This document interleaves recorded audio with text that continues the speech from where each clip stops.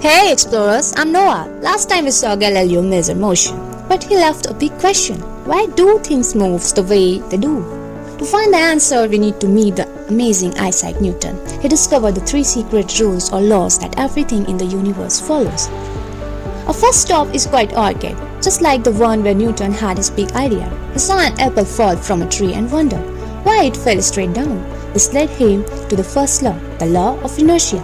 It says an object at rest like the apple on the branch will stay rest unless a force acts on it. The second part of the law is even cooler. It says an object in motion will stay in motion in a straight line and at a constant speed unless a force stops it. If I throw this apple in space where there is no air to slow it down, it would just keep going forever. Now for the Newton's second law.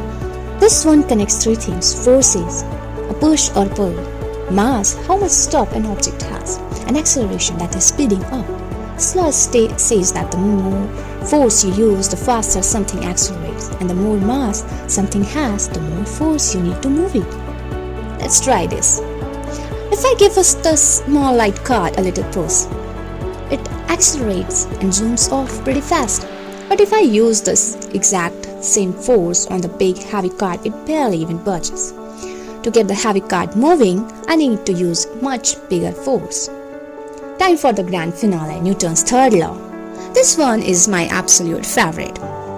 It says that for every action there is an equal and opposite reaction. Force always comes in pair. You can't just have push without a pushback. Watch this. When the rocket engine pushes hot gas down, that's the action. The gas pushes the rocket up with the exact same amount of force.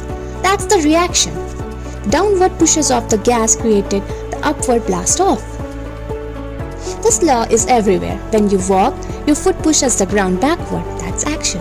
And the ground pushes you forward, that's reaction. When I'm floating in space and I throw my wrench, the wrench goes one way and I float off in the opposite direction. So, with these two laws, Newton connected everything from falling apple to the moon orbiting the earth. The moon's inertia wants it to fly in one straight line, but the earth's gravity constantly pulls on it. This perfect balance creates its orbit. Newton's law shows us that the universe is ruled by forces. But what are these forces? Like gravity.